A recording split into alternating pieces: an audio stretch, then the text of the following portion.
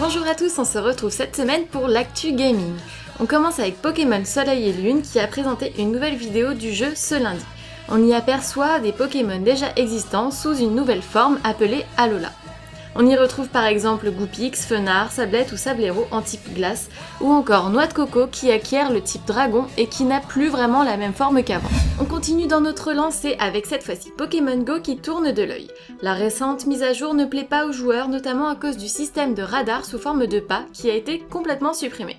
En plus de ça, le PDG de Niantic affirme que les lieux sponsorisés sont pour lui le meilleur business model. Un double coup dur pour l'application qui ne perd pour l'instant pas beaucoup d'utilisateurs. Peut-être que vous avez vu sur internet qu'un Harry Potter Go serait en développement. Eh bien en fait il s'agit d'une fausse rumeur qui a été initialisée par un site de fausse news. Selon ce site, un développeur de Niantic Labs espérait sortir Harry Potter Go d'ici début 2017. Cependant c'est complètement faux et il n'a jamais tenu ses propos. EA profite de la sortie de FIFA 17 pour dévoiler en vidéo les secrets de modélisation des footballeurs. On peut y apercevoir les joueurs du Bayern Munich passer sous les objectifs. Warner a publié 2 nouvelles vidéos pour présenter le contenu additionnel de Lego Star Wars 7. On peut y apercevoir 2 packs qui permettent d'incarner de nouveaux personnages de la saga, comme Anakin Skywalker, Darth Maul ou encore Jar Jar Binks. Après avoir effectué une seconde vague de bans, Overwatch se met aux couleurs de Rio jusqu'au 23 août prochain. Dans cette mise à jour, on peut débloquer de nouveaux skins, tags et autres objets d'apparence en ouvrant des coffres d'été, qui sont disponibles en jeu ou à l'achat.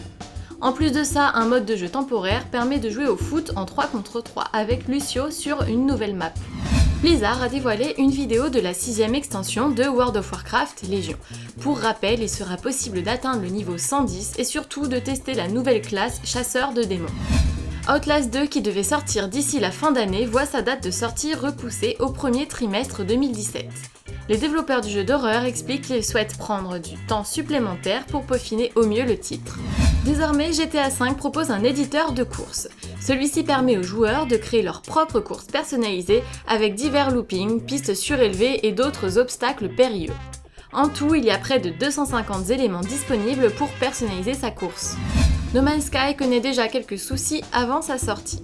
Un joueur a réussi à se procurer le jeu d'exploration spatiale et a atteint le centre de l'univers, vu comme la fin du jeu selon certaines personnes, en moins de 2 jours alors que le directeur du jeu annonçait une durée de vie allant de 40 à une centaine d'heures. Une information à prendre avec des pincettes bien sûr, puisque le but du jeu reste d'explorer le nombre impressionnant de planètes générées par le jeu. La grosse mise à jour d'août de la Xbox One est déployée suite à la sortie de la Xbox One S. À l'issue de cette mise à jour, l'interface du marché et de la bibliothèque de jeux seront revues. Il sera également possible d'utiliser Cortana en version preview. Et enfin, dernière news de la semaine, l'Oculus Rift est en ce moment en précommande à 699 €. Pourtant, son prix sorti d'usine a récemment été dévoilé et ce dernier avoisinerait plutôt les 200 $. Une belle différence sur laquelle le constructeur ne s'est pas encore justifié. Et il y a juste une petite chose à savoir, c'est que je ne serai pas là la semaine prochaine. Mais ne vous inquiétez pas, il y aura tout de même un débrief. Vous verrez, ça changera, je vous laisse en bonne compagnie et j'ai surtout hâte de voir vos réactions. Bonne semaine à tous!